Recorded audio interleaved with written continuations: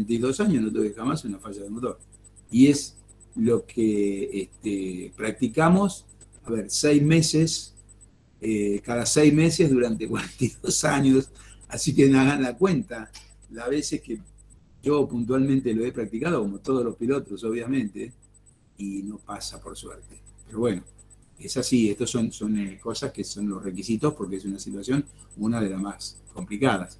Pero hay otras, entonces se van turnando, se van en los chequeos de simulador, los programas de simulador se van cambiando y se tienen las mínimas, como esa falla de motor siempre tiene que haber, y alguna otra, una despresurización, también tiene que haber.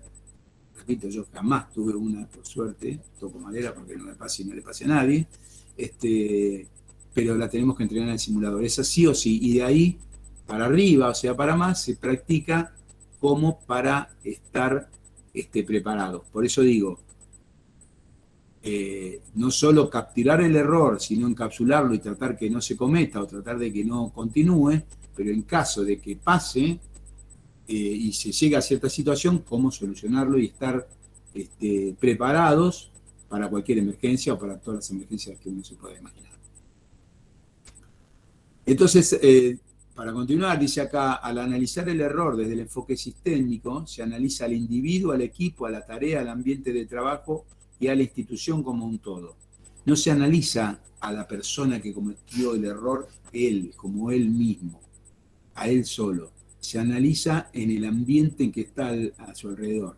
Eso se llama TEM, que es unos programas donde se trata precisamente sobre el error y sobre todo ese tipo de cosas que uno puede equivocarse, la equivocación y puede cometerse, que ese es el ambiente real, porque eso nos va a pasar y le va a pasar a todos en todo momento de nuestra vida, incluso arriba de un avión.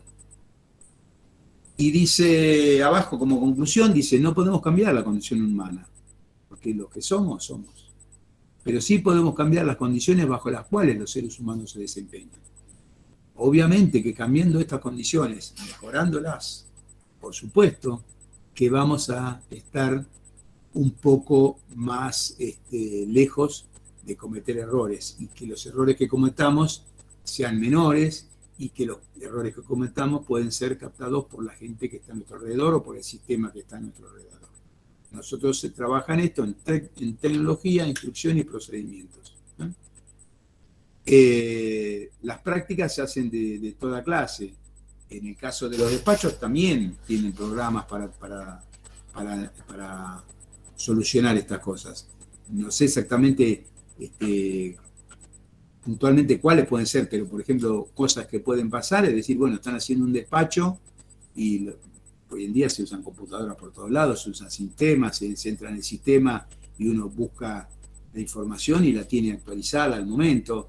Y bueno, puede ser que tengan que hacer un despacho un día que no haya internet, o que la computadora esté rota, o que, qué sé yo, no haya luz, no sé, o alguna cosa que le impida buscar en lo que sería relativamente más fácil que entrar en la computadora. Bueno, entonces tiene que estar preparado como para hacerlo en forma manual, como se hacía antes. Los aviones no nacieron con las computadoras, los aviones nacieron mucho antes, y mucho antes se hacían despachos manuales. Yo cuando estuve en la aerolínea los despachos eran manuales. Las informaciones meteorológicas se llamaba por teléfono al meteorólogo de turno y se le preguntaba y nos hacía un briefing de cómo era la situación meteorológica y cómo se desarrollaba, nos hacía un mapa. El despachante, a los despachantes en las oficinas, hay varios despachantes porque salen varios vuelos a la vez en una línea aérea, en este caso en las líneas argentinas.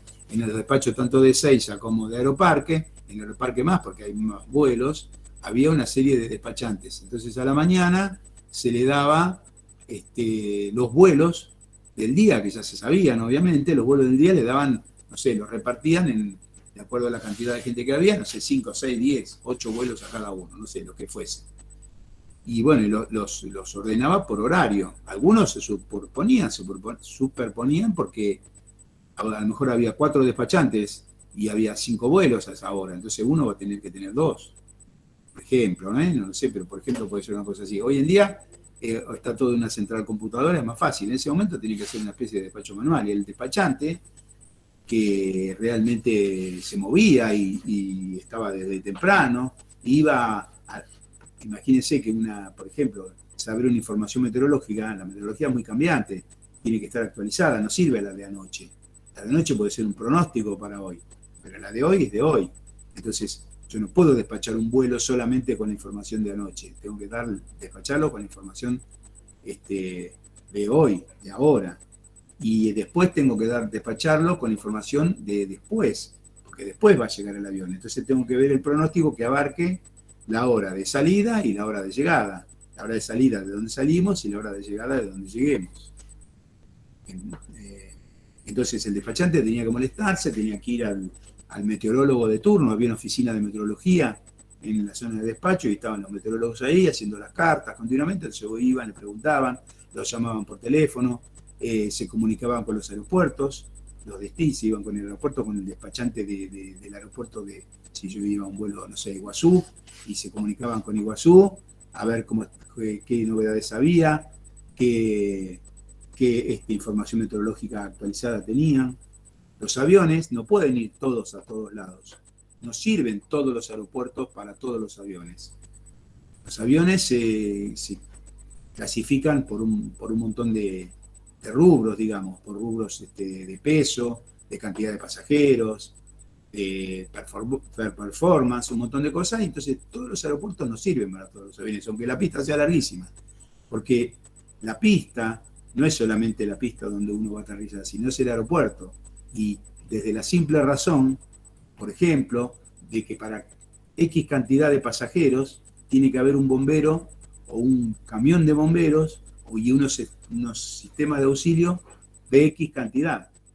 No puede haber, a lo mejor, estoy inventando, un camión de bomberos para un avión, un Airbus 330 que lleva 250 pasajeros, porque ese camión de bomberos responde a 150 pasajeros. Entonces, el día que vaya a un Airbus 330 tiene que haber dos camiones.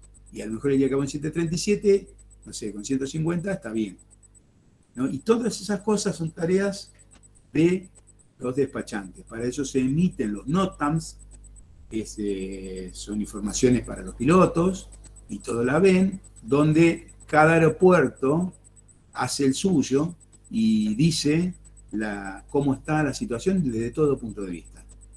Desde el punto de vista pista, si funcionan las luces, si el LS funciona, si las radioayudas están operativas, si las balizas funcionan, etcétera, etcétera. Para eso se hace un chequeo en el aeropuerto y lo hacen las autoridades del aeropuerto y le brindan información al despachante y el despachante la retransmite, la escribe, la manda. En su momento la ponía en un sistema, hoy en día la mandará, qué sé yo, a través de internet, no sé cómo. Entonces uno la recibe, entra al sistema y las ve. Y el despachante, cuando saca el vuelo desde Buenos Aires para Iguazú, en este caso, lo hace a sabiendas de eso. Si hay cosas ¿y cuáles son los mínimos? ¿Cuáles son los mínimos para poder ir? A lo mejor, en un aeropuerto que está bárbaro, que tiene todo bien, todo bárbaro, no tiene los bomberos requeridos, y entonces este tipo de avión no puede ir, o no puede ir ningún avión, y no va. Entonces, el despachante tiene que estar atento y le informa al piloto de esta situación. Antes se hacía manualmente, ya le digo, había un despachante que no recibía cara a cara y lo hacían. Hoy en día hay una central, hay unos despachantes que están en otro lugar, pero lo escriben todo y nos dan información. En un día de estos les voy a mostrar un plan de vuelo real, mío o de algún otro, donde está todas las hojas que se ponen del plan de vuelo, desde todos los, a lo mejor lo vieron, ¿no? Pero no el plan de vuelo ATC, no el plan de vuelo de la ruta y eso, sino el plan de vuelo del avión, por lo vieron, donde están los cálculos, los pesos reales, la cantidad de pasajeros, la situación meteorológica, los notas, la meteorología, etcétera, etcétera, todo lo que recopila un despachante al hacer un vuelo. Y además de todo eso, mira la situación meteorológica actual, hoy en día lo hace a través de los sistemas que tienen en su oficina, en su escritorio de trabajo, y va mirando y en función de eso, también hablando con meteorología, elige la ruta para ir a un lugar. Hay más de una ruta, no se va solamente por un camino, hay varios caminos, y bueno, uno puede elegir el que le parezca mejor. por varios motivos. Uno, el tema económico, el que es más corto, más rápido, más seguro, etcétera, etcétera. Y después se pueden cambiar por distintos motivos, entre ellos un tema de meteorología. Entonces, el despachante elige la ruta que para él es mejor y cuando viene el piloto revisa y si está de acuerdo la deja y si le parece que no, por X motivo, le dice no, cámbiame y entonces el despachante cambia la ruta. No sé si ya habían hablado de esto, estoy repitiendo mucho, la tenían más o menos clara esta parte, díganme por favor.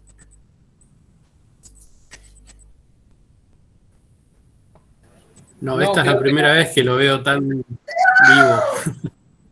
Bueno, más o menos se va entendiendo lo que les quiero decir. Sí, se entiende bien. Sí, perfecto.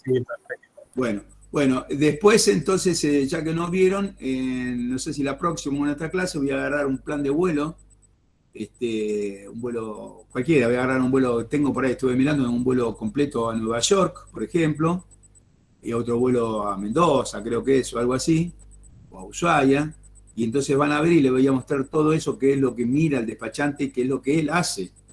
Él es el que lo hizo. Obviamente lo hace con un programa de computadora donde los datos fijos ya están, o sea, él no tiene que escribir el peso del avión vacío, porque se pone el peso vacío y después se le va agregando el peso de acuerdo a la cantidad de pasajeros, al combustible, etcétera, etcétera. El peso vacío ya está en la computadora, él le pone la suma, las cosas que le va poniendo arriba. Entonces, y por ejemplo, con el cálculo del combustible se hace, hay un cálculo mínimo previsto para una situación X normal, pero él lo actualiza y acuérdense que el avión se mueve en una masa de aire y la principal factor que digamos que modifica ciertas cosas del avión es el viento. Díganme si repito algo que ustedes saben. En la aviación, más que la distancia, con una cantidad de combustible que le pongamos, más que la distancia que vamos a recorrer, se tiene en cuenta el tiempo que vamos a tardar. ¿Tienen idea de eso? Sí, pero está bueno porque lo estás poniendo realmente en el día a día de un piloto y está bueno entenderlo. Bueno, yo les cuento. En un auto, la velocidad que nosotros miramos es la ground speed, o sea, la velocidad de tierra. O sea, porque vas tocando la tierra y a qué velocidad va es la cantidad de kilómetros que recorremos. Entonces, en un auto decimos mi autonomía, tengo 50 litros de combustible, es 325 kilómetros, qué sé yo. Porque consume tanto por kilómetro, nosotros tomamos tanto por kilómetro, entonces llegamos a tanta distancia. El tiempo va a variar de acuerdo a la velocidad que vayamos. Pero no nos importa la cantidad de kilómetros que hagamos, ¿sí? Porque la autonomía se basa en los kilómetros. Si vamos muy despacio vamos a consumir un poquito menos, la autonomía posiblemente aumente, pero poquito, no es gran variedad, no hay una gran variación, ¿no es cierto? En un auto. En un avión es distinto, en un avión lo que interesa es el tiempo. ¿Por qué? Porque el factor fundamental es el viento. Y el viento hay y es mucho, generalmente. Entonces, la distancia a recorrer va a depender del tiempo de vuelo que hagamos. ¿Por qué? Porque si yo voy con viento en contra, la velocidad que indica el avión va a ser la misma, porque es una velocidad respecto a la masa de aire. Voy a ir a 0.82 de Mach, por ejemplo, que es el 82% de la velocidad de Mach, que significarán, no sé, 600 kilómetros por hora, 800, 900 kilómetros por hora, digamos, ¿no? Más o menos. Pero esa es una velocidad relativa al aire. Eso es lo que mi velocímetro me va a indicar. Si yo quiero saber cuál es mi velocidad respecto a la Tierra, que significa cuántos kilómetros voy a recorrer o estoy recorriendo, lo tengo que sumar o restar el viento.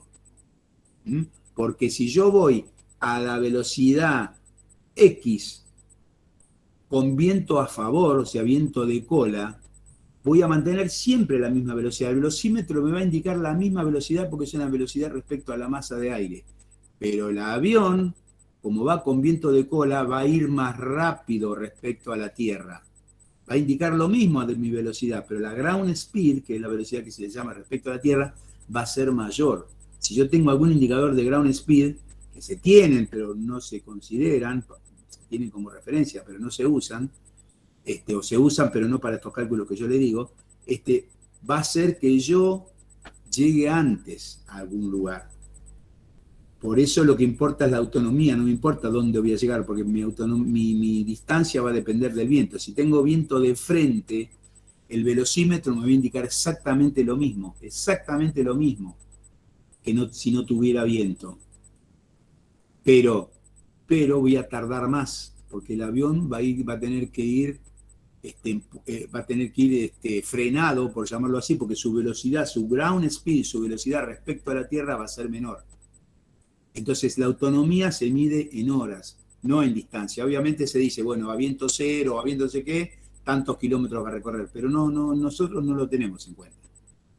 Supongo que en meteorología habrán visto o sabrán algo de más los promedios de vientos o los promedios de las direcciones de los vientos. ¿Tienen idea ustedes de eso algo?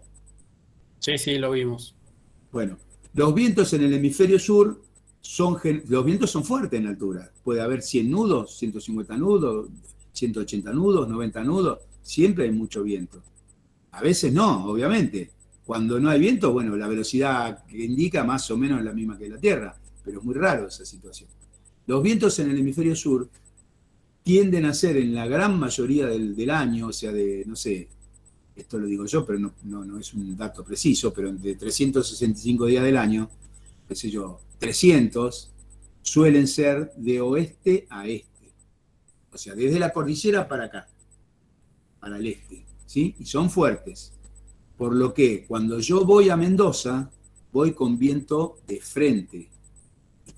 Y voy a tardar más que cuando vuelvo. Porque cuando vuelvo tengo viento de cola. Y la ground speed va a ser mayor. Y cuando voy, la ground speed va a ser menor porque tengo viento de frente y me va a frenar. Pero la autonomía va a ser la misma. Si pongo la misma cantidad de combustible, ¿no es cierto? La autonomía va a ser la misma. 3, 4, 5, 8 horas, la que sea, va a ser la misma. Voy a volar 8 horas para un lado u 8 horas para el otro, de acuerdo al combustible que tenga. La diferencia es que voy a llegar más lejos de un lado que de otro. Por eso, cuando se va, un ejemplo muy claro para nosotros es en el vuelo hacia Roma, hacia Aerolíneas, por ejemplo, o hacia Madrid, pero más es a Roma porque es el más lejos. A Roma, de ida, esto es en el promedio de vuelo, no siempre es así. Se puede tardar 11 horas y media, qué sé yo, porque el viento son de oeste a este. O sea, cuando vamos para allá, el viento puja. Llegamos antes. Llegamos antes, la autonomía es la misma, pero llegamos antes, está menos tiempo el avión en el aire, menos tiempo los motores en marcha, consumimos menos. Así de simple. Cuando volvemos, puede haber una diferencia a veces de 2 horas o más. O sea, si tardamos, porque es la misma ruta, la distancia es la misma, exactamente la misma. Puede variar un poquito porque la ruta va acá allá, pero básicamente es la misma distancia. Cuando volvemos, va a ser al revés. La autonomía va a ser la misma. Yo le puse combustible, no sé, para 15 horas. Pongámosle que más o menos la capacidad máxima que tiene un Airbus A330, más o menos. Depende del día, un montón de cosas. Pero más o menos. Y yo, ese día a lo mejor tardo 14 para venir. Cuando fui en 11 o en 10. No, en 10 no. Poner en 11, en 12, qué sé yo, una cosa así.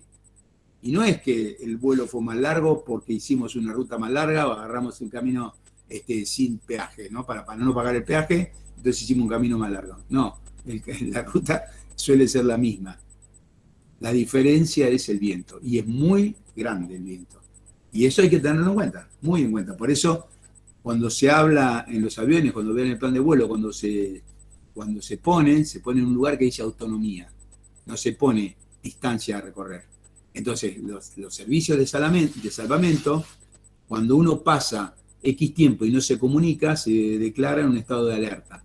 Se empiezan a buscar, o sea, no a buscar el avión en sí, sino empiezan a llamar, a tratar de comunicarse con él. Cuando se va y se mira el plan de vuelo, y si el plan de vuelo, por ejemplo, dice 4 horas, desde el momento que despegó, obviamente, y entonces dice, bueno, desde el momento que despegó, ahora, a este momento, ¿cuánto tiempo pasó? 4 horas. Bueno, listo, el avión no está más en el aire. Seguro que en el aire no está. Aterrizó en algún lado, se cayó, se rompió, no sé, pero en el aire no está porque pasaron las 4 horas de autonomía. No se dice, recorrió 1.500 o 5.000 kilómetros. ¿Ok? Y ahí que ya pasó ese tiempo, en este caso la autonomía, que en este caso, de un ejemplo de X, pueden ser 4 horas, ahí es donde se empiezan a hacer el tema de búsqueda, propiamente dicho, a ver dónde está, si aterrizó en un aeropuerto, si aterrizó en un campito, si no aterrizó, o sea, si no aterrizó, sino que se chocó contra el piso, en fin. ¿Está, muchachos? Sí, perfecto. Sí. Eso más o menos lo entendían, ¿no? ¿Lo tenían? Sí. ¿Sí? Bueno, ¿alguna duda, alguna pregunta al respecto? ¿Alguna otra cosa que les pueda decir? En los planes de vuelo que en uno de estos días les voy a mostrar, van a ver que hay información de sobra. Hay información de sobra, porque en los planes de vuelo figuran, y eso es lo que hace el despachante, obviamente lo hace a través de un programa de computadora, hay información de los vientos a todos los niveles, a prácticamente todos los niveles. Y después la computadora tiene una sentencia, digamos, que la que hace es buscar el mejor, el que más le conviene, por turbulencia, porque indica también la posible turbulencia, la cantidad de turbulencia que hay, indica el viento que hay, de qué dirección, qué intensidad, etcétera, etcétera. Y entonces, de acuerdo a esa melange, la computadora elige el nivel óptimo. El nivel óptimo ese día, en ese momento, que por ahí es cambiante. En un vuelo largo, el nivel óptimo va cambiando. El avión, a medida que se aliviana, puede ir más alto. El avión no puede ir de entrada en general al pecho máximo operativo, porque depende, tiene que estar muy vacío, porque estoy hablando de los aviones de larga distancia. Los aviones de larga distancia, una parte importante de su peso es el combustible. Y para que cumpla la performance, para que sea eficaz, etcétera, etcétera, para que cumpla los requisitos desde el punto de vista de maniobrabilidad del avión en altura, cada nivel tiene un peso óptimo a volar. Entonces, si yo estoy muy pesado, no debo ir a un nivel superior porque estoy fuera del nivel óptimo. Entonces, mi capacidad de maniobra puede ser menor y además, al estar en un peso mayor al que yo tenía, voy a tener que ponerle más potencia y el avión va a consumir más. Entonces voy a consumir más en vez de menos, por más que fui más alto. A medida que subimos, consume menos, pero siempre y cuando estemos en el nivel óptimo que corresponde. Y el nivel óptimo está todo tabulado. Y el despachante hace ese despacho, lo pone en un programita y les va poniendo ese tipo de cosas. Después el piloto elige, porque no le gustó ese nivel, por algún motivo, el combustible no le parece bien, porque él estima que tal cosa, le pone un poquito más, en fin. Pero siempre el mínimo que requieren los reglamentos está.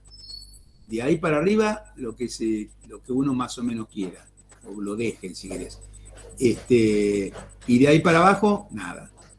Y digo, quiero o lo dejen, depende de las compañías, del trato de las compañías. En la que yo trabajé, por suerte, nunca hubo ninguna contra o destrato o algún problema, ni tuve que dar explicaciones porque algún motivo agregué el combustible. Tengan en cuenta que al agregar combustible aumenta el peso del avión. Al aumentar el peso del avión consume más, gasta más. Si yo voy de acá a Roma y yo quiero, porque va a haber tormenta, supongamos, cerca de Roma, y en el plan de vuelo original me dice que voy a llegar con 5.000 kilos remanentes cuando llegue a Roma, que eso me tiene que alcanzar para ir a un aeropuerto alternativa y varias cosas más, supongamos, estoy dando valores X. Y yo, porque como va a haber turbulencia, va a haber tormenta, no quiero llegar con 5.000 kilos porque me parece muy justo. Entonces quiero llegar con 6.000. Yo no le puedo poner 1.000 kilos más acá cuando salgo, porque como el avión va a consumir más, esos 1.000 kilos me lo va a consumir y cuando llegue a Roma voy a llegar con 5.000 igual. Capaz, no sé cuánto, pero por decir algo, capaz que en vez de ponerle 1.000, tengo que poner 2.000 más. O 3.000 más para que allá, en el fondo, tenga 1.000 más, porque esto más, el avión a medida que más pesa, va a consumir más. Entonces tengo que tener eso en cuenta. Y además... Perdón, profe, ¿no puedo hacer otra cosa en vez de agregarle nafta? O sea, combustible, sí o sí tengo que agregarle combustible. No, podés hacer muchas cosas, pero vos pensás que el combustible es una cosa fundamental. Claro. Vos llegás a un aeropuerto con un avión que tiene poco combustible, estás limitado a que aterrices ahí sí o sí, porque no tenés combustible para ir a otro lado, por ejemplo, ¿entendés? Siempre tenés que pensar que algo puede pasar. No es solamente la meteorología. En los aeropuertos que hay una sola pista, un avión se rompe en la pista y te inhabilitó el aeropuerto. Entonces vos tenés que tener un combustible para llegar a un aeropuerto de alternativa. Si yo tengo, siempre eso se lleva y se lleva una Claro, digamos reserva. que lo más seguro, ¿no? Como lo más seguro es agregarle combustible. Lo más seguro, hasta más o menos, lo más seguro es agregarle combustible, está claro. Pero por ahí no es lo más económico, porque después le voy a mostrar en el plan de vuelo que dice, ¿no? Está evaluado el vuelo y dice, estoy dando ejemplos, por cada 1000 kilos más de combustible que le pongas, el vuelo sale $200 más. Le sale a la compañía, ¿está bien? Hay razones económicas también. Uno tiene que usar el combustible con criterio. Una de las cosas a que se evalúa a los pilotos, a los controladores, a los despachantes, a todo el ámbito aeronáutico es el criterio. Entonces uno tiene que tener un criterio razonado. No puede decir pongo combustible porque se me canta. No, tenés que tener un justificativo. Por suerte acá no te piden demasiadas explicaciones, pero sí te educan para que no diga lo que se te cante. Te educan para que tengas un criterio y te van evaluando para que seas comandante o lo que sea, que cumpla funciones, que tengas un criterio razonable. Y ante la duda, te dejan que vos elijas, porque si no es una presión más. Vos imaginate que llegás a un destino y llegás con combustible muy justo y hay tormenta y está muy feo y el viento cruzado está muy fuerte, no sabés si el avión lo vas a poder aterrizar bien o qué sé yo, y vos decís, ¿sí, qué hago? Y me voy, hago escape y me voy al aeropuerto más lejos. Sí, pero no tengo mucho combustible para el otro lado. Entonces tengo que entrar acá sí o sí. Y ya te generaste una autopresión. Sí, mucho. Disculpe, Sí. una pregunta a modo personal. ¿A usted nunca le ha pasado en toda su vida de aviación de tener que hacer alguna parada de emergencia o algo por el tema de combustibles, algo así? Mirá, antes, cuando volaba, cada vez que hacía esa respuesta me tocaba la cabeza diciendo toco madera, ¿viste? Bueno, ahora hago lo mismo. La verdad es que no me pasó. Por suerte no me pasó y a la gran mayoría no le pasó. Buenísimo. ¿Entendés? Pero muy importante para todos los que trabajamos en la aviación, en todos los sectores, es que no tengamos dudas. O sea, que si tenemos duda, hagamos siempre, como le dije el otro día, el piloto y las personas que están en la aviación tienen que ser relativamente conservadores. Entonces, siempre que hay algo así, lo que sea, tenés que ir para el lado conservador. Entre poner más o menos combustible y tener que ponerle más. ¿Está bien? Entre tener dudas porque el viento está cruzado, aunque está feo, y bueno, no puedo ir, no es un método de prueba y error. Esto no es un método de aterrizo y si me sale mal, no aterrizo. No, pará, si aterrizaste y si te salió mal, sonaste, te fuiste de pista. Entonces, guarda, la pista no, está mojada, está embarrada, está con hielo y qué sé yo, pero muy alto. Yo aterrizo igual, sí, vamos a ver qué pasa. No, guarda, que vamos a ver qué pasa, te mataste, o se mataron los que están arriba, o rompiste el avión, o te pasó algo, te fuiste de pista. Entonces, no se puede jugar con eso, ¿está? Claro, perfecto, profe. ¿Alguna otra, chicos, pregunta de esto? Bueno, hacemos ahora el intervalo de las 9 hasta las 6:15. Espero que estas charlas no sean muy aburridas y que, no sé, les sirva para algo, lo vayan teniendo en cuenta. No lo que yo digo ni lo que yo hice. No importa eso. Yo les trato de decir lo que se hace o cómo es la filosofía. Otro piloto le dirá alguna cosa distinta a la que yo digo, nadie va a decir que van a ir con menos combustible, pero lo dirá de otra forma, dirá, yo no estoy dando consejos ni diciendo lo que a mí me pasó, aunque por ahí no, qué sé yo, por algún motivo digo algo mío, pero no importa eso, lo que importa es el espíritu de esto, ¿está bien? Bueno, nos vemos. Dale, profe. Gustavo, Sí. Gustavo, Sí, no, estoy. te quería consultar algo aparte de la clase. A Sí. Tato González lo conoces, Héctor, ¿no? ¿A Tato? Sí, ¿A Tato González? instructor de vuelo, se jubiló este año. Mm. Sí, sí, está en el ANAC de inspector ahora. Ah, Sí, mira vos. conozco, Bueno, soy lo voy amigo a de ese. llamar. Tato González, ¿me decís? Tato González. Sí, es el cuñado de uno de mis mejores amigos. Ah, ¿sí? Ah, mira vos. Sí, Era, sí. no, no sabía, no sabía. Pero él Bueno. está separado de su primer mujer o de la segunda. Claro, de la primera y se casó y tuvo un hijo con mi Con la amiga. segunda. Sí, sí, sí. Bueno, Claro. ahora hace poquito entró de inspector en la ANAC. Sí, sí, es amigote mío, buen pibe. Bueno, le voy a hacer una consulta entonces. No sabía esto. ¿Eh?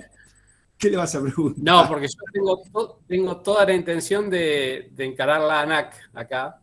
Sí, Así que en algún momento, ¿no? Obviamente, por ahí es muy una pretencioso en delegación de este la ANAC. momento de mi. Disculpame, una Claro, delegación de la ANAC ahí. Ajá. claro. O sea, acá está el aeropuerto, por supuesto. Sí, Y el otro día estaban buscando a alguien para aquí, justamente. sí, Y bueno, yo veo, estoy haciendo esto en relación a mi gestión en el Ministerio de Transporte, en CNRT.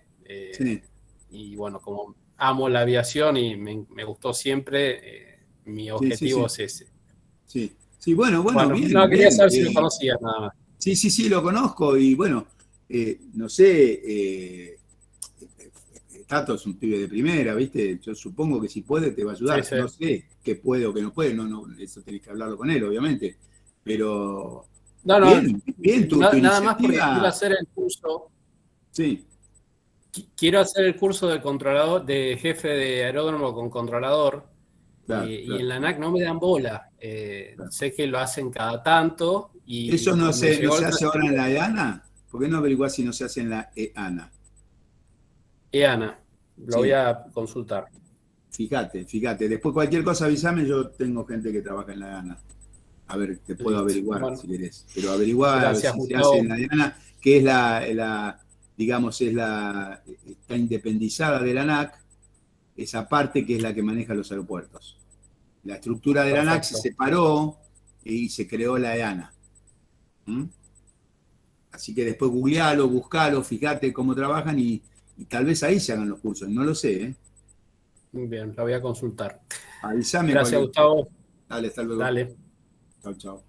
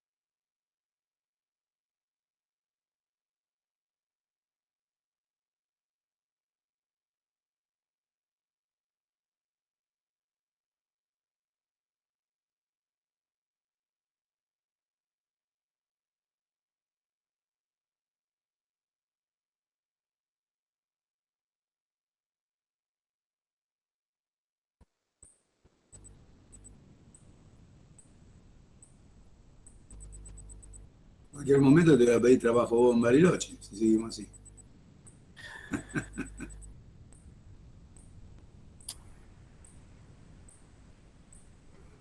No podía habilitar el micrófono. Y mira, acá se vive hermoso. La verdad que la calidad de vida que tenés acá. Pero el invierno es muy largo, ¿no? Me parece a mí.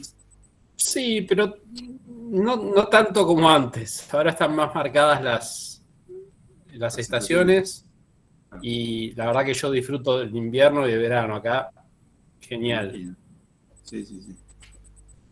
¿Y ahí cuánto hace que vivís? ¿Toda la vida, no? Yo soy marplatense y me vine acá de chico, primero al Bolsón, 4 años con mis padres, y después acá, después bollé por otros lados por trabajo, pero siempre volví a Bariloche. Claro, claro. Bueno, bien, entonces está muy acostumbrado. Bueno, voy a poner ya el Power, ya son y 15, esperemos que estén todos los muchachos.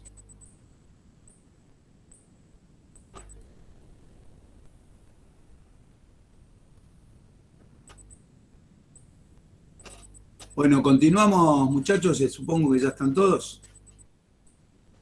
Ok, profe. Listo, bueno.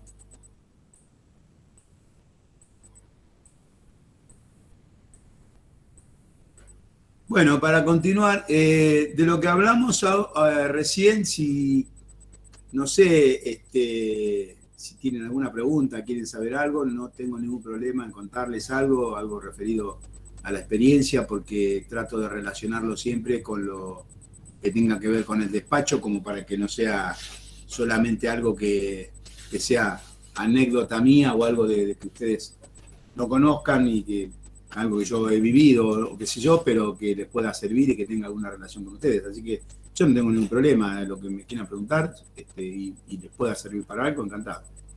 Si quieren preguntar algo, decir algo, una cosa de la que dije o algo que les falte, díganlo, por favor. No, esto lo vas a subir también a la... Sí, eso después te lo paso, no te hagas problemas. Sí. Esto está en todos lados, te digo, lo podés encontrar, pero yo te lo subo, no te hagas problemas. Bueno, acá llegamos al famoso modelo Shell. Es un modelo que se trabaja en seguridad y mucho desde el punto de vista de los factores humanos. Porque, como dijimos hoy, al principio, cuando empezaba a haber problemas con las máquinas, empezaron a ver cómo solucionarlo, modificaban, mejoraban, la hacían más compleja, ¿verdad? Pero siempre algo pasaba y que no tenía puntualmente que ver exactamente con la parte técnica, sino que algo había. Entonces empezaron a entrar en el factor humano. Este es el modelo Shell que lo hizo un tal Elwin Edwards en el año 1972. Fíjense que desde el 40 y pico que está el ANAC, ya se empezó a trabajar en los temas así, factores humanos, y no mucho más allá de los 70 o 60 y pico, pero digamos los 70. O sea que pasaron muchos años hasta que entraron fuerte a esto. Y fueron entrando, no fuerte, pero de a poco, porque había mucha resistencia. Porque nosotros los seres humanos somos muy reacios muchas veces a los cambios y hasta que nos investiguen a nosotros, no investiguen, sino que trabajen sobre nosotros y digamos que nos abran un poco la cabeza, por decirlo así. Esto era una actividad muy individualista, donde el comandante, el capitán, el dueño del barco... Perdón que moleste. Dale. Gaby. ¿Qué haces, Gaby? Dale, pasa. Gracias, chicos, ¿qué tal? ¿Tomo lista? Vamos. Catania Conti. Presente. Chila. Da Silva.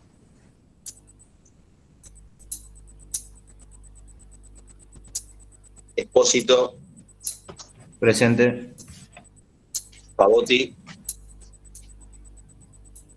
Fernández Concarni. Fernández Juan Pablo. Presente. Ahí, Luciano, ahí te pongo presente. Fernández Matías. Presente. Flores. Presente. González. Jaureche, Presente. ayer al final te quedaste sin luz, no pudiste... Ayer tenía baja tensión y no me prendía el módem. Traté de Sí. comunicarme por el celu, pero bueno, nada. Sí. Nada, Igual no, cuando vos estabas haciendo tu presentación o quisiste hacer tu presentación, nosotros te escuchábamos y Gustavo no te escuchaba, pero bueno, después finalmente desapareciste y bueno, se ve que estabas con el problema este, así que... Sí, estaba con el celu, encima poca batería también, ¿no? Dale. Ya hoy me fui de casa, así que tranquilo. Miño, Presente. Morales, Presente. Velázquez, Junino, Presente. Aranda. Presente. Bueno, chicos, gracias. Perdón, China presente, yo estaba justo en el baño, disculpame, no te quería interrumpir. Dale, no hay problema, ya te puse, Ezequiel, listo, presente, bárbaro. Chau chicos, chau Gustavo, hasta luego. Chao, gracias Gaby, gracias por todo.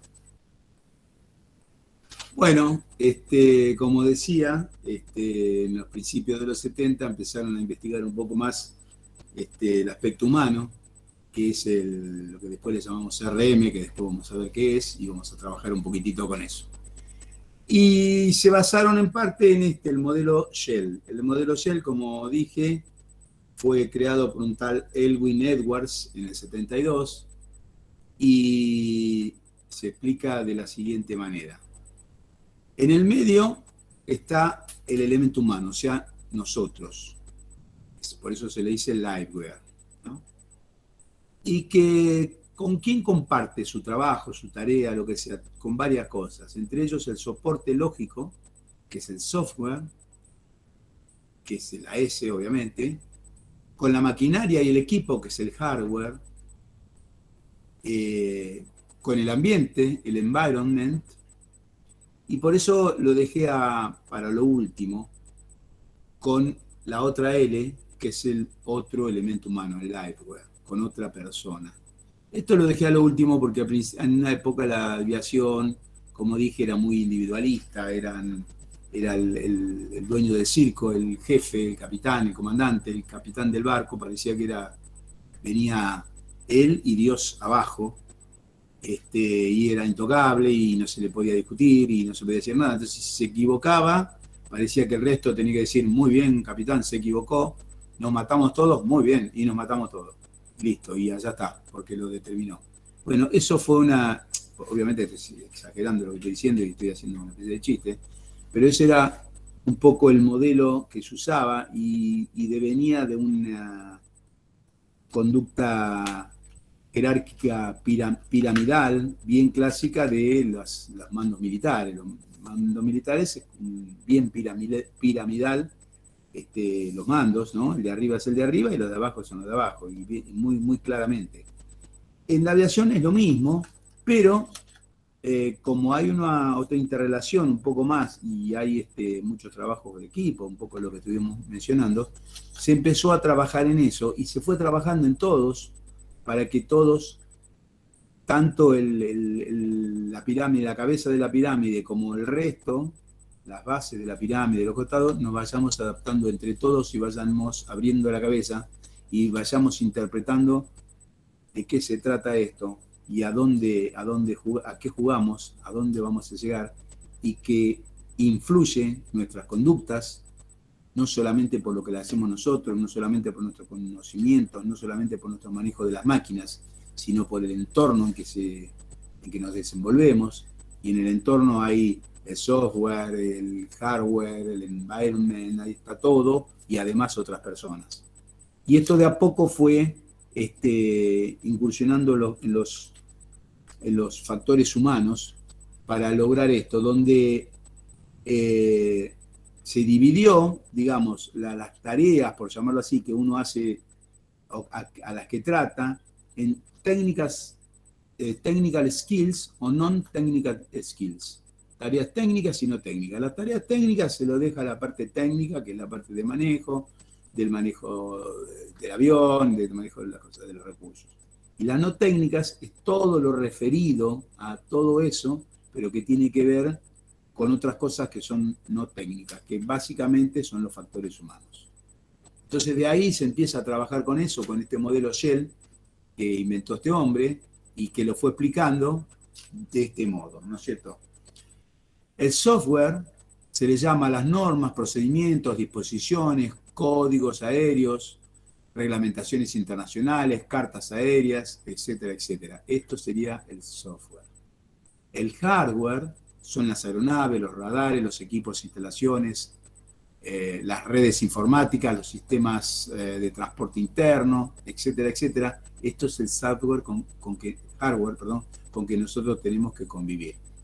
El environment es lo que tenemos que hacer en el contexto ambiental, que esta parte nos compete a todos, no solamente a los aeronáuticos o a los no aeronáuticos. Tenemos que vivir dentro de este contexto ambiental, dentro del coeficiente, en este caso de país, en la Argentina, con nuestras ventajas y desventajas en cuanto con nuestros usos y costumbres, y nos tenemos que desarrollar acá. Cualquier planificación que nosotros hagamos de un vuelo, de algo, habrá un marco teórico, donde para ir de A a B se va por esta ruta, se va por acá, va a pasar esto, vamos a tardar tanto, y después un marco práctico, que es cuando lo pongamos en práctica, si eso es así o no, porque a lo mejor pensamos que no había viento y hay viento, pensamos que no había obstáculos y los hay, por ejemplo, ¿no? Eligiendo una ruta o por cualquier cosa, o lo podemos relacionar con cualquier otro aspecto de algo que querramos planear, y ahí nos damos cuenta que ahí el contexto ambiental, el espacio, el tiempo tienen mucho que ver. Bueno, después viene el liveware, o sea que somos nosotros, que sería la conducta humana en relaciones humanas, en factores fisiológicos y diversidad de funciones. Y el otro liveware es la persona, somos nosotros mismos. Esto es la explicación de cada una de las letras del modelo Shell y cómo, qué representa cada una de ellas y cómo interactúan entre sí con nosotros, con los que estamos haciendo la tarea. Dice, los componentes básicos del modelo de James Reason, ahora empieza a hablar de otra cosa, que es el modelo de James Reason, son las personas que toman decisiones, la gestión y jerarquía y las condiciones previas y las defensas. Cuando se trabaja en seguridad, en CRM, en los factores humanos, etcétera, etcétera, se trabaja con los dos modelos, se empieza a trabajar con los dos modelos, hoy ya se evolucionó, pero se empieza a trabajar así, con estos dos modelos, el que dijimos, el modelo Shell, y ahora lo que sería el modelo de James Reason.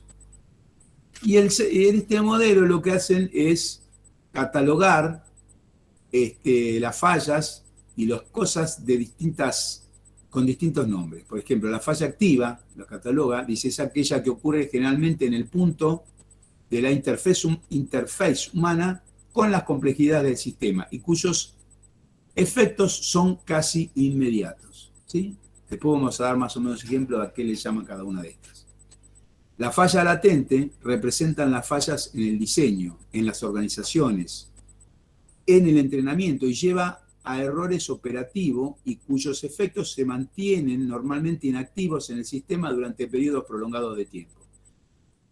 Una falla latente puede ser un mal diseño de una máquina, por ejemplo, que sea ergonómicamente incorrecto o pueda conllevar que alguien se lastime, por decir una cosa así, y que es una falla latente porque está ahí, pero no, todos como que sabemos que está ahí, pero no, como no pasa nada, entonces no tiene efectos inmediatos, tiene efectos que en algún momento aparecen, parecen inactivos hasta que en algún momento, inactivos durante mucho tiempo, hasta que en un momento aparecen. Y esta es una falla latente sobre la cual tenemos que trabajar.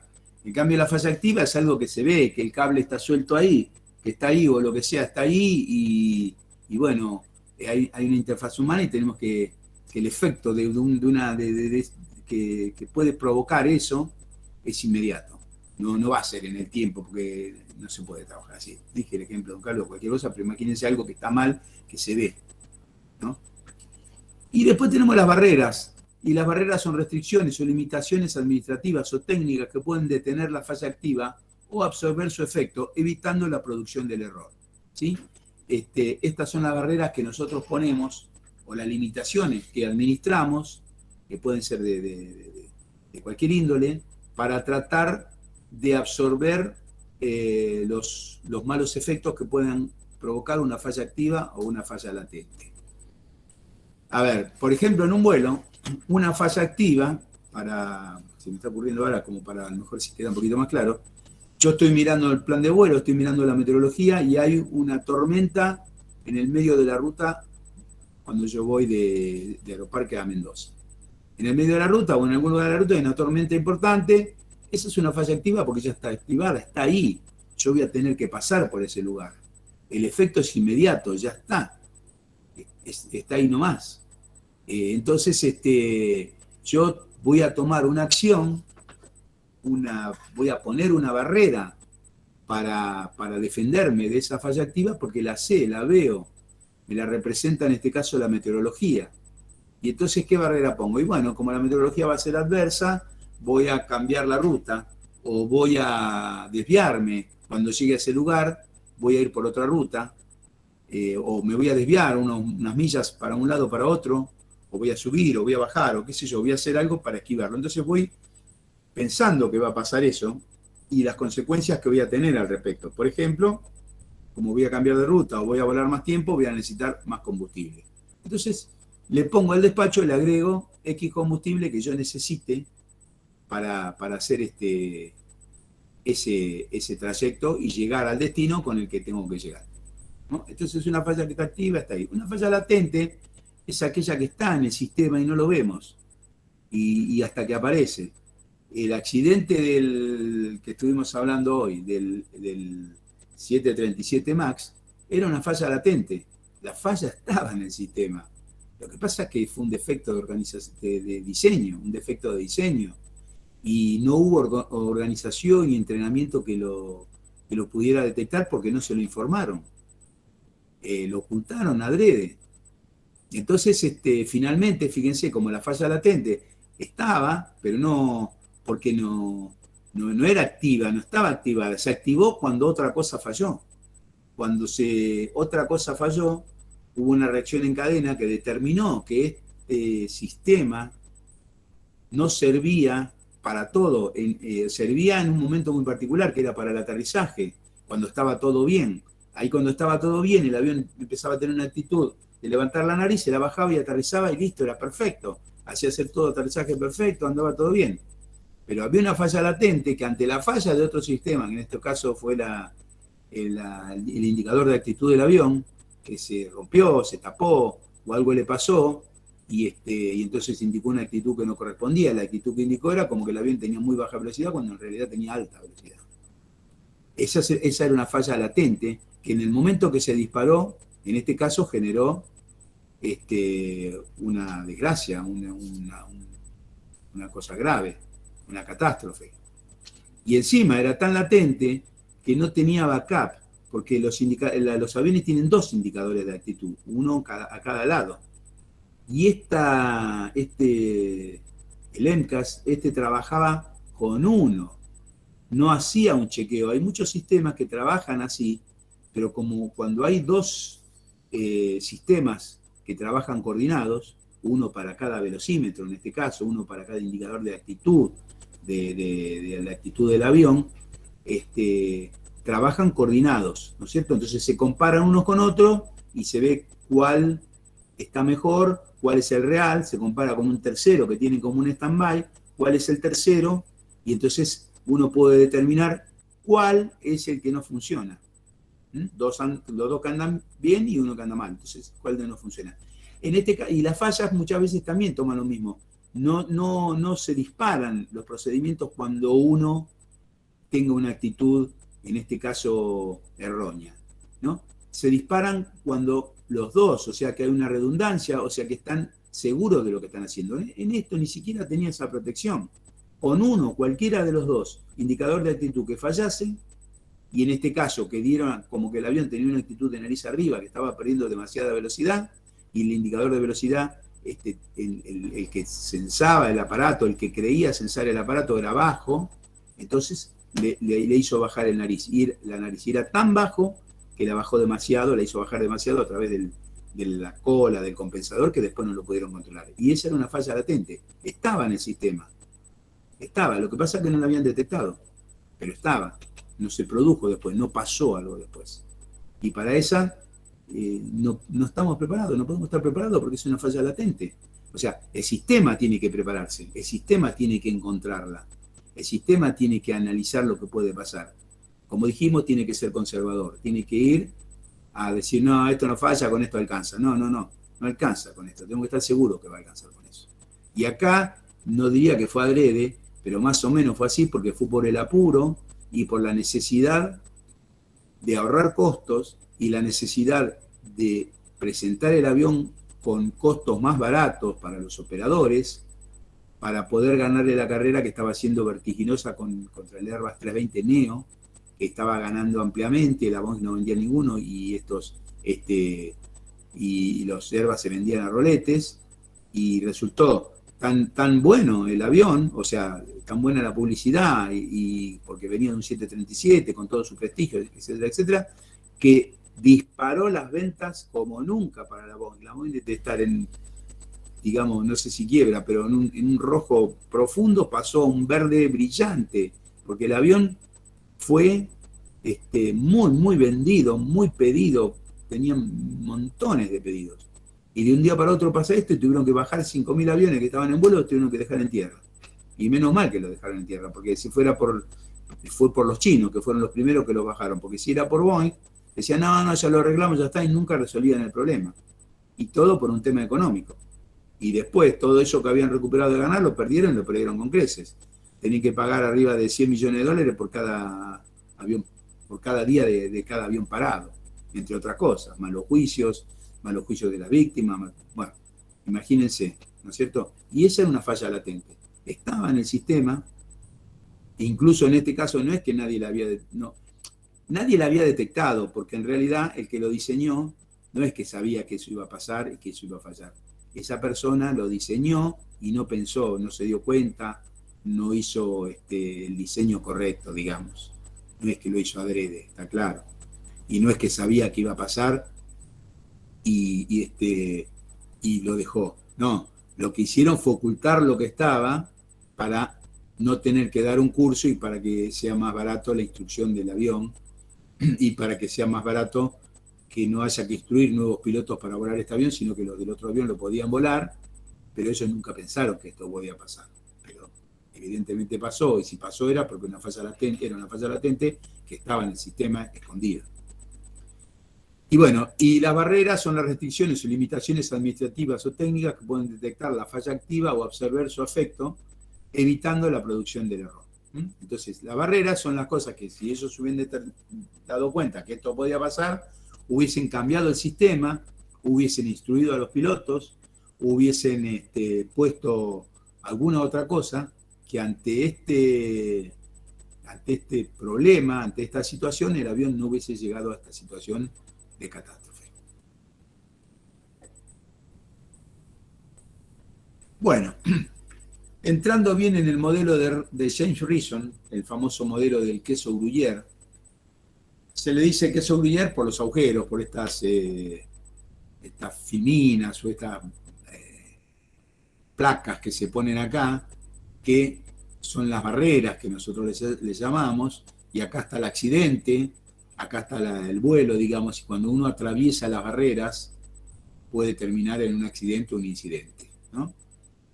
Entonces, la conceptualización clásica de esta era lo que le dije al principio, errores de pilotaje, el fallo único. ¿Y cuáles eran los motivos? Y bueno, se decía que podía haber tenido fallas de memoria, fallas de atención distributiva. Esto eran todas en las conclusiones. Alguna de estas o varias de estas salían en la conclusión.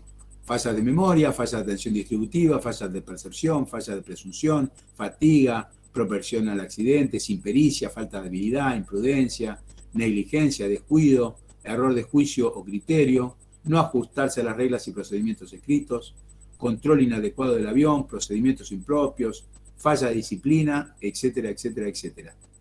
Entonces, con la falla única, el agujero estaba siempre abierto, pasaba por ahí y terminaba en un incidente o accidente.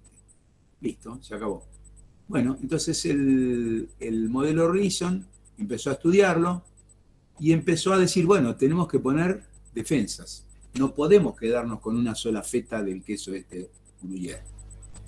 ¿Y dónde están las defensas? Bueno, partamos de que el error es humano. El error es humano, entonces vamos a empezar a trabajar en eso y vamos a admitir que el error es humano y que tenemos que interponer algunas defensas. ¿Cuáles son las defensas que se inventaron en ese momento? Los SOPs, que son los Standard Operating Procedures, que son las listas que uno sigue para hacer cada procedimiento, la lista que uno sigue para volar el avión, la lista que uno sigue para hacer una aproximación, un vuelo por instrumentos, un vuelo visual, dónde tengo que poner el flap, dónde tengo que jugar el tren, dónde tengo que aterrizar, a qué altura esto, a qué altura el otro. En el caso del despacho será qué tengo que hacer primero, dónde tengo que poner las cartas, qué cartas tengo que buscar. Bueno, en fin, un montón de cosas que son los procedimientos normales que se estudian, se proponen y se desarrollan y se hacen cumplir. Y se va modificando a medida que va cambiando alguna cosa. El entrenamiento, cuanto más entrenado estemos, mejor vamos a estar para poder resolver un problema, algún acto inseguro, alguna cosa. Cuanto mejor entrenado estemos, tenemos más posibilidades de zafar. Esto se llama Ground Proximity Warning System. Este es un sistema que se le puso a los aviones, que cuando el avión está cerca de la tierra, cerca del piso, en una condición no configurado para aterrizar, va a gritar una alarma, que algunos que hayan visto alguna serie, alguna película, cuando dice terrain, terrain, terrain, significa que está en un régimen de descenso muy elevado y está cerca del piso y no está configurado el avión para aterrizar. Si el avión no está configurado para aterrizar y está cerca del piso, suena esta alarma. Si está configurado para aterrizar, pero tiene un régimen de descenso demasiado alto que va a tragarse el piso, también suena esta alarma. Y dice terrain, terrain, terrain, y el paso siguiente es pull up, pull up. Pull up significa tire del comando para que el avión suba. El comando tira, uno sube, empuja, baja. Entonces dice pull up, empieza terrain, terrain, terrain, pull up, pull up. Dentro, cuando uno entra en ese rango que yo les digo, de distancia al terreno, que depende de muchas cosas, ¿no? Y la distancia al terreno es cuando nosotros estamos aterrizando o, por ejemplo, porque pasamos, no sé, muy cerca de una montaña. O sea, cuando nosotros nos acercamos al terreno, cuando el terreno de algún modo se acerca a nosotros. Cuando no pasamos por arriba de la montaña con la distancia mínima suficiente para estar arriba de una montaña, esta alarma nos va a ayudar, nos va a sonar. No va a sonar exactamente cuando estamos arriba. Al contrario, va a sonar un poquito antes y nos va a dar tiempo que si hacemos el pull-up rápido, o sea, si tiramos del avión, el avión va a subir y lo va a evitar. No, porque cuando estamos arriba y chao. Pero lo va a hacer, va a empezar a sonar con una debida antelación para que nosotros podamos hacer la acción evasiva. Bueno, otra de los elementos que se ponen son el autopilot, las radios, el GPS, las cartas de aproximación, de aterrizaje, las rutas, etcétera, etcétera. Y en la parte humana, el CRM. Y después vamos a ver qué es el CRM. Hay una definición que acá dice: las violaciones premeditadas de los Standard Operations pueden ser por personalidad, por motivación, por lo que le llama ribitis, que quiere llegar, por actitudes de macho, se dice allá, por anti-autoridad, no respeta la autoridad. Esos son varios motivos por los cuales se cometen las violaciones. En la aviación se le llama error a cuando uno comete algo inadvertidamente, cuando comete un error inadvertidamente. Si uno está haciendo una aproximación, por ejemplo, y los mínimos de visibilidad indican que a los 500 pies, por decir algo, tengo que ver la pista. Si yo no veo la pista, porque el reglamento y lo que dice los mínimos del aeropuerto es 500 pies, si yo en ese lugar no veo la pista, tengo que hacer escape, tengo que irme, no puedo seguir y aterrizar. Si yo, porque quiero, porque digo que soy macho, porque digo yo puedo igual, bajo y sigo y aterrizo o no aterrizo, pero bajo de esos mínimos, ahí estoy cometiendo una violación, porque estoy cometiendo un error, pero a propósito. Eso se llama violación. Si yo al contrario vengo en la misma situación y por un descuido, porque no sé qué, se me pasó, bajé un poco más de lo debido, y aterricé o no aterricé, qué sé yo, bueno, eso es un error. Hay una diferencia entre error y violación. El error es un error que se contempla, todos podemos equivocarnos, y se trata de educar o de reeducar, y se trata de lograr que no se vuelva a cometer. La violación es otra cosa. La violación es algo que será como la tarjeta amarilla en el fútbol, no sé, a las 2 lo ponen roja, o bueno, depende de cada uno, depende de qué violación sea, depende de cada política de cada compañía o de cada lugar donde se aplique. Bueno, entonces, ahí teníamos ya 2 barreras, ¿no? Y entonces aparece una tercera barrera que se empezó a hablar ya sistémicamente, que dice las precondiciones y el clima laboral. Fíjense que los famosos agujeros del queso Gruyère acá están alineados. Esto significa que cuando pasa esto y pasa esto, se alinean estos redondelitos y este cuadrado, y entonces pasa el avión por allí y se produce el accidente. Cuando nosotros tomamos una medida para tratar de hacer una defensa, para tratar de evitar los errores o para tratar de encauzarlos o minimizarlos, lo que hacemos es correr alguna de estas barreras para que no se alinee con las otras, de los agujeros, que no se alinean uno con otro y no pase por ahí. Digamos que en algún lugar nos quedemos y no ocurra el accidente o incidente. Por eso dice acá, pero también desde el clima laboral se puede atentar contra la seguridad. Esto es uno de los motivos que lo cual también puede atentar contra la seguridad. La mala onda, el estrés, el estrés autoinducido, la desprofesionalización, los rumores, etcétera, etcétera, contribuyen a un mal clima laboral. Y eso también puede influir a que sea un ingrediente más en este Gruyère, en esta feta de Gruyère, que se alinee y termine provocándose el accidente o incidente no deseado. Y después volvemos a lo que estoy mencionando de hoy. Otra barrera, dice el de respecto a la famosa cultura aeronáutica, que es la que yo trato de hacerles conocer, o por lo menos decirle que está. Y esto sería la desjerarquización de los pilotos desde las gerencias, recorte de autoridad, criterio operativo del comandante, etc. Lo que yo les decía, por ejemplo, sobre decir, no, vos acá no podés poner más combustible, aunque haya clima feo, no, vos tenés que entrar igual, vos podés. Entonces, claro, eso también puede ser una falla que esté allí, que termina alineando estos agujeros. Y sacarle el criterio al piloto, sacarle el criterio al despachante, para hacer una cosa para el lado de lo que sea nosotros, yo siempre les digo, de ser más conservador, para tratar de siempre pensar en lo peor que puede ocurrir o en una situación que puede empeorar, no mejorar y cubrirnos por si empeora. Si mejora, mejor. Pero si empeora, yo tengo que estar cubierto, tengo que tener una reserva, no tiene que tomarme por sorpresa. Y eso también sería el de respeto de la cultura aeronáutica, de la cual vengo mencionando continuamente y estamos hablando con ustedes continuamente.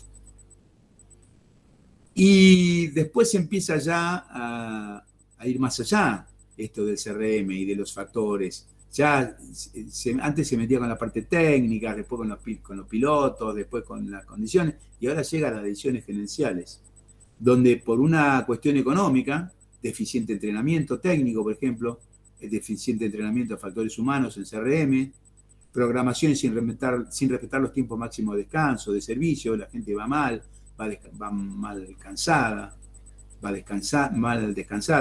va mal a trabajar, y puede ser un agujero más que esta famosa queso Gruyère, ¿no? Fíjense que acá, en el caso de lo que estamos hablando hoy del accidente de la Boeing, hubo una decisión gerencial de decir, no, flaco, hay que hacerlo más barato, eso ponelo, pero lo ocultamos, porque eso tiene que haber sido una decisión gerencial.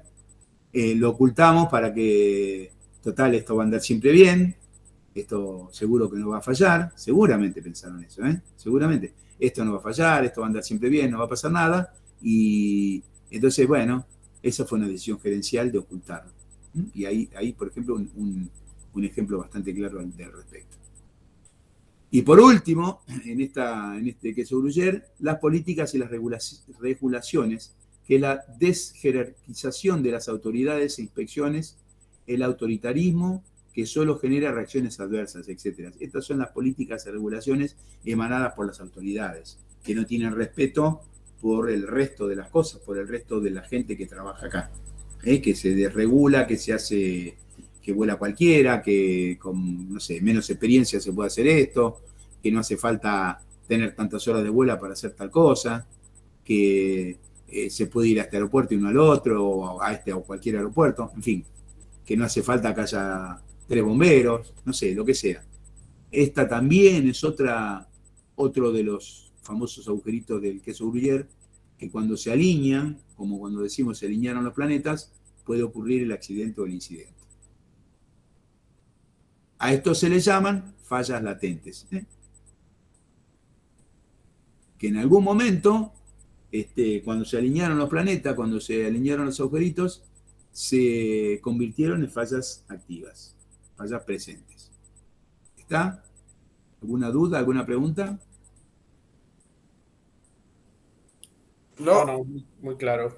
Bueno, y acá es donde voy a hablar muy poquitito y vamos a seguir en la próxima clase, donde empiezan a intervenir los factores humanos a través de lo que se llama CRM.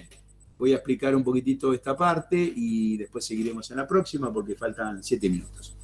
El CRM empezó por la década de los 80 aproximadamente, un poquitito antes, pero por ahí, y empezó con la necesidad de ver el aspecto humano, porque se dieron cuenta que fíjese que la aviación empezó como en el 29, qué sé yo, y llegamos a los 80, y ahí empezaron a tener en cuenta el aspecto humano.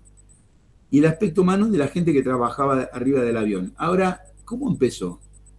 ¿Cómo se creía que era? Empezó con la C, que fue mutando, y fue primero Captain. Era solamente para el capitán. Es como que él era un dios, estaba el único en el mundo, y era el sábelo todo, y el que tenía que ser protegido, entonces se lo trataba o se lo analizaba de los factores humanos, de sus factores humanos, pero él solo. Ya está. Con arreglar a listo, no hay más accidentes. Y los accidentes pasaban. Entonces se dieron cuenta que el capitán, el comandante, trabajaba con otro piloto. Entonces dijeron, bueno, vamos a incluir al otro copiloto. ¿Y la C qué hacemos? No la cambiamos. En vez de decir captain, decimos cockpit.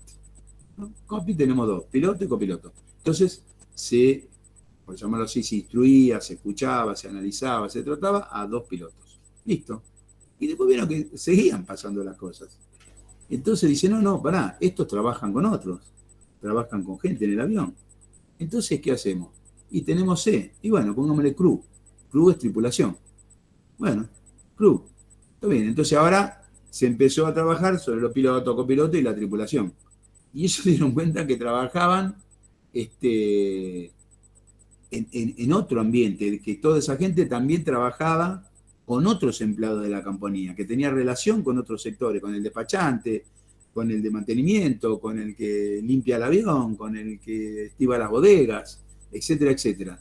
Entonces dijeron, no, acá tenemos que seguir más, tenemos que seguir. Tenemos la C, ¿qué hacemos? Y le ponemos company. Bueno, company. Entonces el CRM abarcaba a toda la compañía, Y después dijeron, veían que había problemas. Dijeron, pero escúchame, acá la compañía está. ¿Dónde trabaja? Y trabaja en un aeropuerto. ¿Tiene que ver con la compañía? No. No. ¿Trabaja con controles? ¿Tiene que ver con la compañía? No. ¿Trabaja con qué? ¿Con el que fabrica los tornillos? ¿Tiene que ver? No. Entonces, ¿qué hacemos? Y bueno, le empezaron a llamar Complete. Dice, tenemos la C, la usamos, y ahora es Complete. Entonces ahora es Complete Research Management, cuando empezó siendo Captain. Esa es la evolución de la C. Les vino bien, encontraron esa letra y fue para todos igual. Entonces, cuando empezaron a trabajar en los CRM, se dieron cuenta que una de las cosas muy importantes es incluir los briefings, que es un ítem referido al condicionamiento subconsciente de cada piloto, en este caso de continuar o abortar un despegue o cualquier cosa. O sea, se empezó a dar cuenta que una de las formas de acercar a la gente era haciendo briefing sobre la tarea. Entonces se empezó a usar y hoy en día se usa en todos los sectores aeronáuticos por lo menos, y sería bueno, creo que en muchos sectores de otras labores se emplee. ¿Qué significa el briefing? Y bueno, es la charla previa al día. Mira, este día, piensen que la aviación es un ámbito donde es muy cambiante. Todos los vuelos no son iguales, no hay un vuelo igual a otro, no hay una situación igual a otra. Puede ser parecida, pueden ser más o menos cercanas, pero iguales no. Entonces, no es lo mismo un día que el otro, no es lo mismo un lugar que otro, no es lo mismo un aeropuerto que otro. En algunas oficinas, en algunos lugares a lo mejor sí, y en algunos lugares de trabajo por ahí sí, pero acá seguro que no, porque no es lo mismo si yo voy a Tucumán desde Aeroparque que si voy de Ezeiza. No es lo mismo que si voy a Tucumán y hoy y mañana voy a Salta, o a Jujuy, o a La Rioja, o a Nueva York. No es lo mismo si voy a Nueva York que si voy a Tierra del Fuego, etcétera, etcétera. ¿No? Entonces, eso es muy importante antes de iniciar el vuelo hacer el briefing.